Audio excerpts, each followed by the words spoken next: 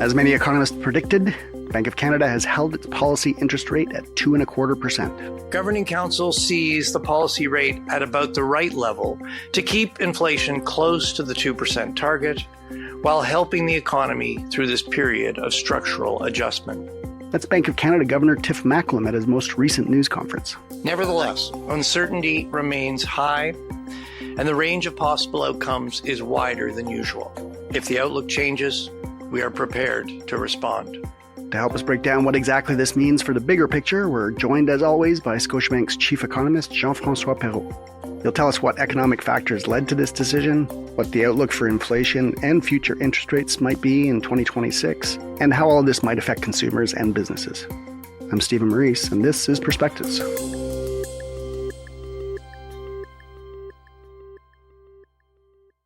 JF, great to see you. Thanks as always for joining us. Likewise, pleasure to be on. So we are recording this around noon on Wednesday, a couple of hours after the Bank of Canada made its most recent announcement. And we'll start with our usual first question. What's the headline people should take away from today's news? Headline is no surprises. They kept rates unchanged, which was broadly expected. And in fact, the governor had indicated at the last time that he made a decision that he was likely to keep rates unchanged. So par for the course. No surprise. Okay. Even though there was no surprise, what's going on in the economy that led them to stick to the rate that they were at? Yeah, so despite the no surprises, actually have been quite a few developments in the economy that could have, I suppose, tilted the decision, made it a little more difficult than otherwise would have been the case. And those bits of information have generally been positive bits of information, even though we're still in this funk where we're dealing with trade uncertainty and the tariffs and some parts of the economy really impacted by those things. We've had, for instance, 3 months of really strong job growth. Over the last 3 months, 180,000 jobs created in Canada last 3 months, which is extremely strong, suspiciously strong, but extremely strong. We've had a GDP report for the third quarter where GDP grew by 2.6%, much stronger than expected by anybody. Now, there are some compositional issues to that suggested that domestic economy was a little bit flat, but still a big increase in GDP. And with that report also came some historical revisions, which suggests the growth so far this year was stronger than expected, and upward revisions to growth the last 3 years as well. So we're going into this decision with a stronger economy, still restrained by some pretty negative factors, but stronger than expected economy, stronger job growth. And of course, perhaps the most important thing with Bank of Canada's perspective is the inflation situation, where the most recent inflation data, again, focusing on core measures of inflation because those are the things that give us a sense of where inflation is headed, still in the 2.5% to 3% range. In fact, maybe a little bit more recent relative to the last couple of reports.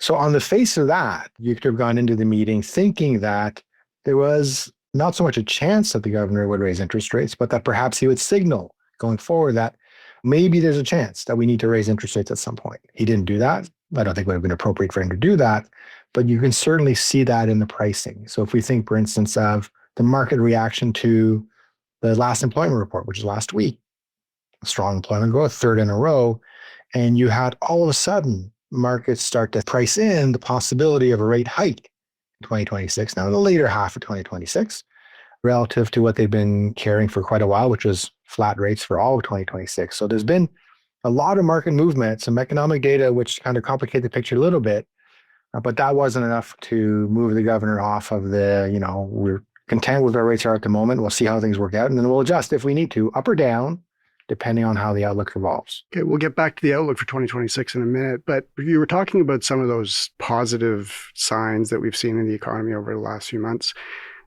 How do you explain that apparent resilience of the Canadian economy, given everything that's been going on over the last 8 months or so? It's a little bit of a mystery, to be honest. So for instance, if we look at the third quarter, part of what drove the third quarter much stronger than expected was a decline in imports. Now, a decline in imports, typically imports move with domestic demand. So if you and I are going out and buying stuff and some of that's imported, well, imports rise because we want to buy stuff. Conversely, when we don't want to buy stuff, when we're cutting back on spending, typically imports fall. So normally when you see a drop in imports, that is not an indication that the growth is on solid footing. And then we saw that in the third quarter. So there is kind of some technicalities underlying the data there, but there is a bit of a mystery. How is it that firms are hiring as much as they are when surveys of hiring intentions are pretty weak? And of course, confidence is reasonably weak. How is it that the unemployment rate is falling pretty significantly in the last couple of reports when we know Canadians are struggling, or some Canadians are struggling? So there's some kind of high-level mysteries there. One of the likely answers is that setting aside the parts of the Canadian economy that have heavily tariffed, or steel, aluminum, some of the auto sector, some of the agricultural products, setting aside those, much of the trade with the US is still tariff-free. And perhaps there's more resilience on that part of things relative to early expectations of, tariffs are going to be a huge hit for the Canadian economy. They're going to make things more difficult for business. We know they've made things more difficult for business, but perhaps not as difficult as we'd anticipated or as we'd feared. And then the final kind of dimension to this is you've had stock markets, equity markets, which have done very, very well over the last year. In fact, Canadian stock markets have been better than US stock markets. And stock markets create what we call this wealth effect. So that is when equity values rise and portfolios rise, folks spend a little bit out of that. Americans do that more than Canadians, but still both do. And that's supported Canadian growth and US growth, pretty meaningfully over the last year. And we've seen, again, pretty spectacular performance on the stock market side over the last few months. And that's probably helping to some extent. And then finally, there's the housing market and auto sales, which have both kind of picked up over the last few months, partly probably as a result of lower interest rates on the part of the Bank of Canada, but probably more so related to, I think, Canadians just becoming a little bit less worried about the world in which we're operating. And that is evident in these really big ticket items of housing and autos that have done better and typically don't do well when Canadians are worried and feel like it's time to batten down the hatches. So it's a combination of all those things.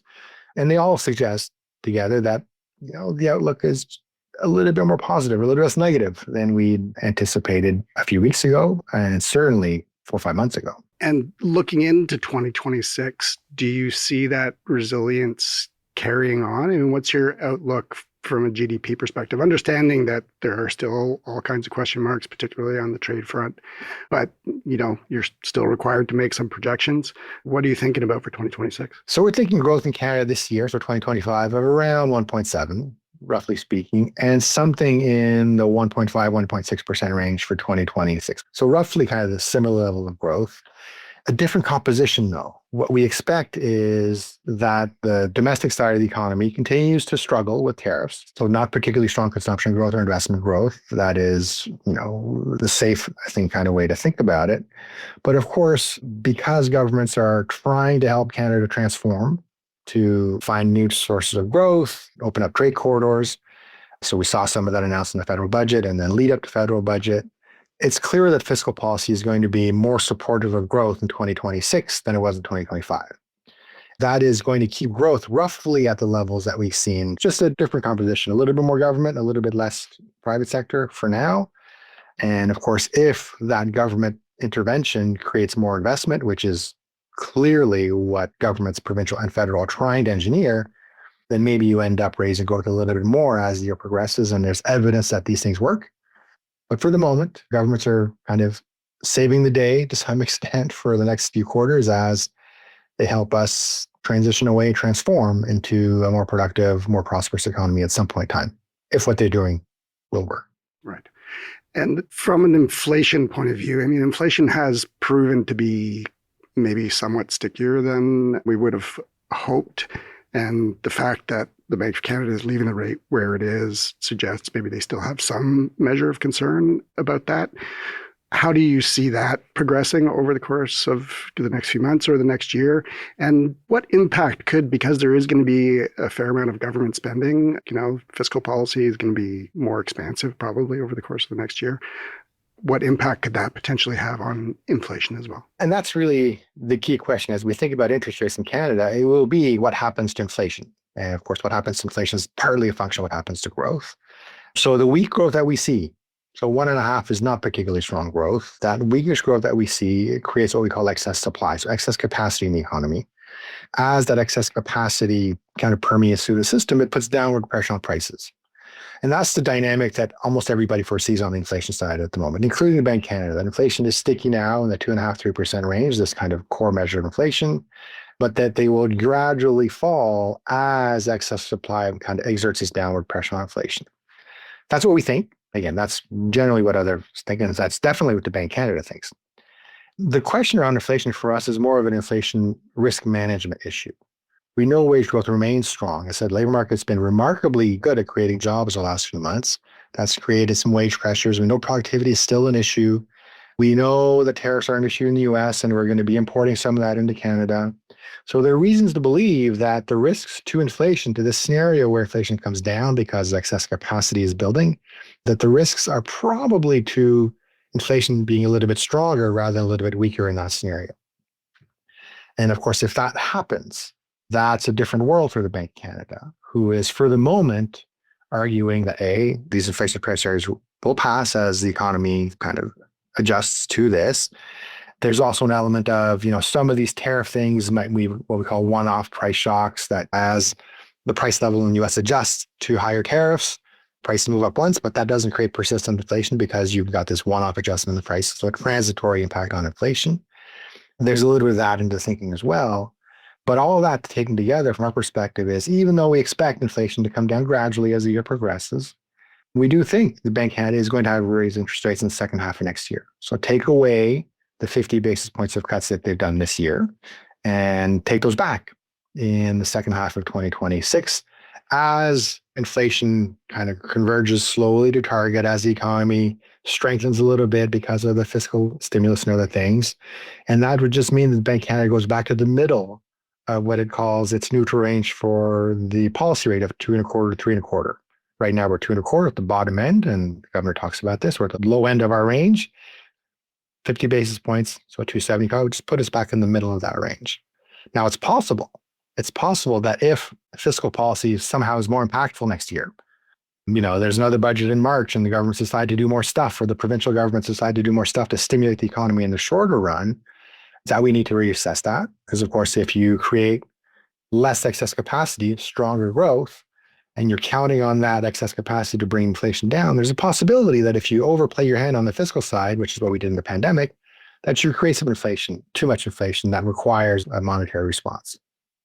We don't think that's going to happen. We think lessons have been learned, but it is unquestionably a risk as we think about the inflation outlook and kind of calibrating policy over the next year in what is an exceedingly difficult environment for policymakers, both fiscal and monetary, in Canada and the US and elsewhere. Okay. On the types of things that most affect consumers, regular Canadians, some of the stickier inflation has been in things like food and housing. Do you see those continuing to be the contributor to like a cost of living remaining higher than we'd like to see? Yeah, of course. So part of that, again, comes from kind of U.S. pressures and U.S. demand for agricultural products, which of course we supply to them and bids up the price of things. Part of that relates to input prices that go into the agricultural system. Part of that is a reflection of competition within the agricultural system. So for instance, the price of beef, as I think everybody knows, has been going through the roof, and that's carrying with it the price of substitutes, so pork and chicken and other things. That's not so much of a structural thing, but it is a reaction to decisions made by farmers, a year or two ago, in terms of what it is, what kind of cattle, what type of crops they're going to produce. So there is a tail to agricultural price pressures that is pretty significant, and we expect that to continue in the next year. I was just joking with my family a couple of days ago. My kids wanted shepherd's pie for dinner, so I went to the grocery store to get ground beef for shepherd's pie. It was $45 for shepherd's pie. That's the reality that we're in, and it's difficult to see that reversing in 2026 in any meaningful way, which is in part why the governor and central banks typically exclude things like food and energy out of what they call core measures of inflation, because there's very little policymakers can do about those things. It's not a matter of interest rates that's going to change the price of beef or the price of wheat or the price of various things. It's what decisions farmers make, what decisions global markets make about the cost of the supply and demand of fertilizers. And unfortunately, that means for Canadians, elevated costs for staples, things that they absolutely cannot go without. We're seeing this elsewhere. We're seeing this in the US, even more so than Canada and other countries, but it is a reality of the household financial landscape at the moment. Okay. And just to come back for a second, because you already talked a little bit about how the expectation could be that, in fact, interest rates could go up. I think that's your expectation sort of in the back half of 2026 by a half percentage point. I think people maybe are a little bit confused about it going up and down like that. It's gone down a lot over the course of the last 18 months or so. And to see them going back up again, and they're thinking about mortgages and all the other things. Can you just explain briefly? I know you've talked about some of those inflationary pressures that potentially are going to come back, but why would that be necessary 6 months from now? We still remain concerned about inflation. We didn't think the 50 basis points of cuts that we've seen so far were necessary, that it was playing off growth versus inflation considerations. And because inflation, again, core measures of inflation, are in the 2.5% to 3% range, we thought it was a bit risky to cut interest rates in that environment. As it turns out, inflation's accelerated a little bit since they've cut, so it's kind of validated to some extent that fear or that worry. And that's a large part of why we used to think the bank needed to kind of recalibrate sometime next year to kind of bring us back to neutral, along with some risk on the inflation side. Now, what we've seen since those two last cuts is the economy is fundamentally stronger. There's no question about that. There is less excess capacity in the economy than we thought. So those arguments are stronger now than they were a few weeks ago, a few months ago. So it does look like it's a bit of whipsawing on the Bank Canada part. But their job is to ensure that inflation stays at 2% for an extended period of time, stabilize inflation around the target. Its job is to ensure that Canadians believe inflation is going to be 2%. And to do that, they need to set policy to make sure that that occurs. If that weren't the case, we can go back to what happened during the pandemic when inflation did rise. There was a hope that it would come down. There was transitory, temporary supply chain issues. Everything's going to work itself out. Inflation will come down. So there's no need for central banks to stop stimulating, no need for governments to stop stimulating as well.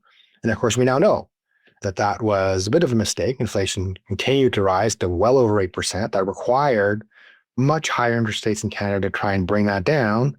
And, that was a challenge for Canadians to handle. So the idea of, you tighten a little bit sometime next year to make sure inflation stays at 2%, is really kind of a precautionary move that would limit the risk of inflation going beyond 2.5 to 3 to God knows what number.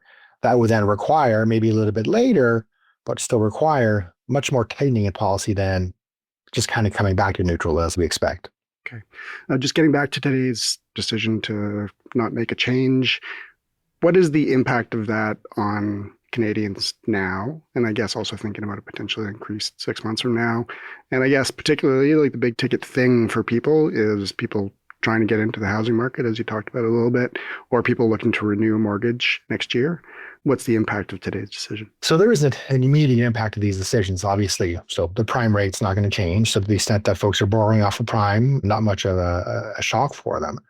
I'd say, what we've been saying for the last few months now is as we think about the rate cuts in Canada, as we think about the inflation outlook, as we think about what's going on in the US, our concern has been not so much that rates in the short run would come down or go up a little bit, but rather that longer term borrowing costs would start to reflect these concerns about inflation, this possibility of higher short-term interest rates in Canada, maybe some concerns about fiscal sustainability in the US and those types of things.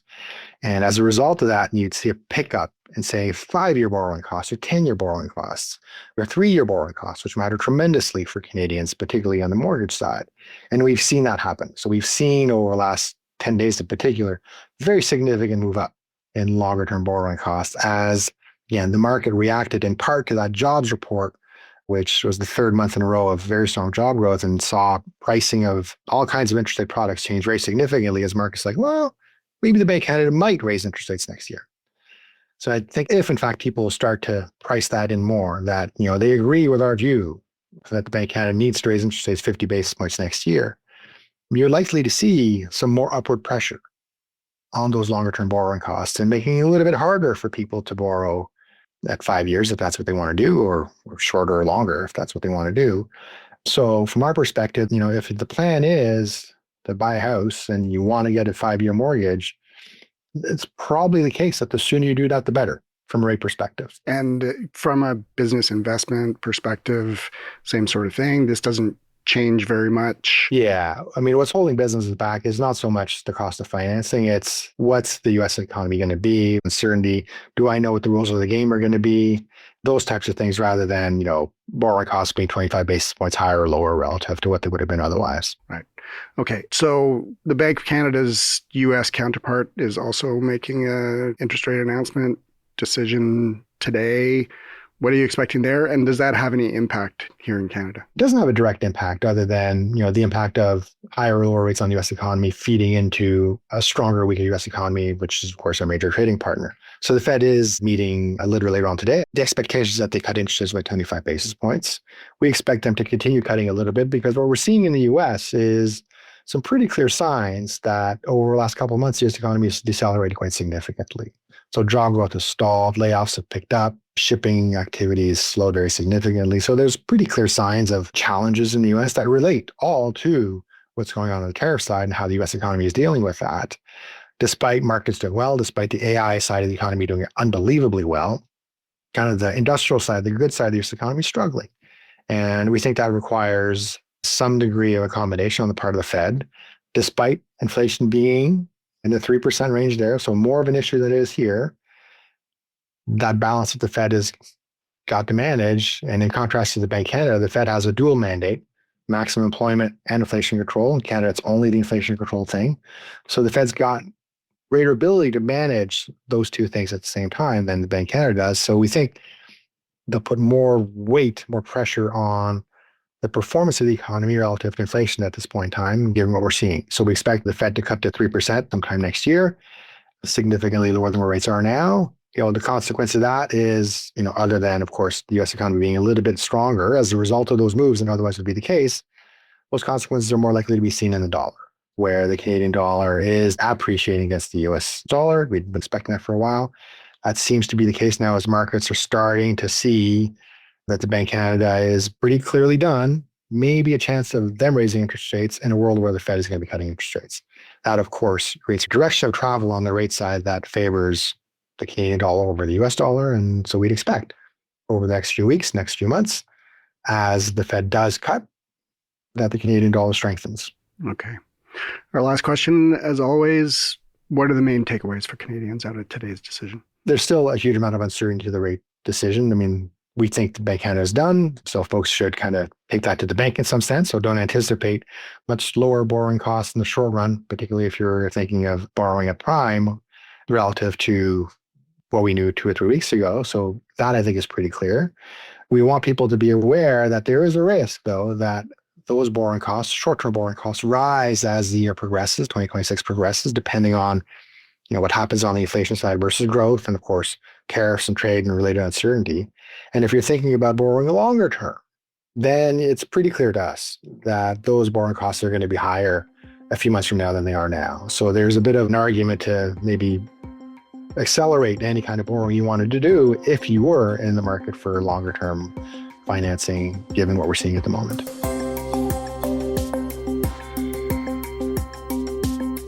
JF, thanks as always. Really appreciate you taking the time. Well, thanks, Steve. I've been speaking with Jean-François Perrault. He is the chief economist at Scotiabank. And before I sign off, I am joined by our co-host, Armina Ligaya. Hey, Armina. Hi, Steve. So this is actually going to be my final episode as host of Perspectives. After 6 seasons and 173 episodes, I will be handing over the reins to Armina from here on out. Thanks, Steve. I'm looking forward to it. And I just want to say that we will miss you, as will many of our listeners. You've done a fantastic job as host, tackling so many different topics. I will do my best to step in. Well, thank you so much, Armina. I'm sure you will do an amazing job. And I have to say, it's been a pleasure hosting the show and getting to talk to so many interesting people. We started the show way back in the early days of the pandemic, and it's been just an amazing experience helping to chronicle all the ups and downs over the past few years with experts from inside and outside Scotiabank. So thanks to all of them for their time and insights. And most of all, thanks to all the folks who have listened to us. It's been an honor to be part of your lives for a few minutes every week. And you'll be in great hands with Armina. So for one final time from me, thanks for listening.